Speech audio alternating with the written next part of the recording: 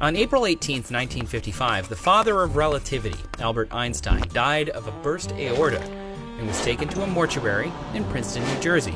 Einstein's wish was to be cremated, but the pathologist on duty thought it a shame to destroy such a celebrated brain.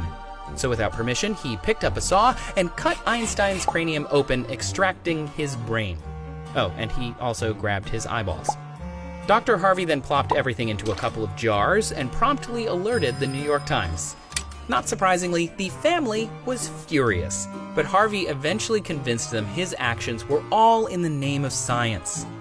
The jar of eyes was given to Einstein's eye doctor, Henry Abrams, who placed them in a safe deposit box, which is rumored to be somewhere in New York City.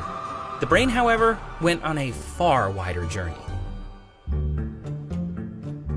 After cutting the brain into 240 blocks, he was able to make 1,000 slides out of different portions of Albert Einstein's brain, box them up, and sent them to researchers around the world.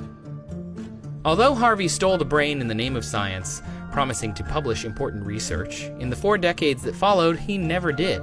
But the slides that Harvey sent to qualified brain researchers around the world, they did reveal some interesting things about Einstein's brain.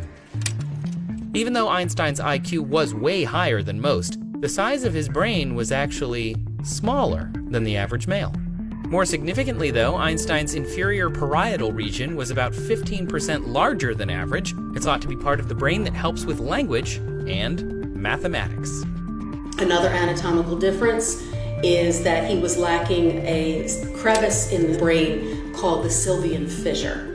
Also, his brain did not show any significant signs of aging.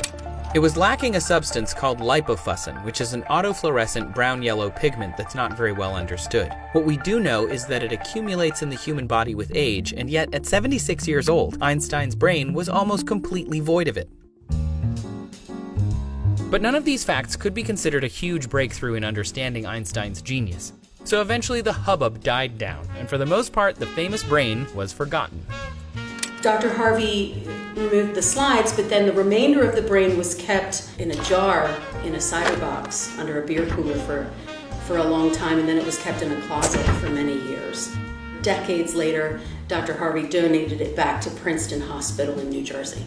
As for the 1,000 slides, what happened to them? There were 5 boxes of slides created of Einstein's brain. We know that one set of slides is at the National Museum of Health and Medicine. At the Motor Museum, we have 46. The rest of the slides are MIA. There's no doubt that what Harvey did wasn't exactly ethical, and probably not in the name of science, but hopefully with modern technology and our developing knowledge of the human brain, secrets about Einstein's brain may finally be revealed, and its long journey from an Ivy League hospital to a beer cooler won't be for nothing.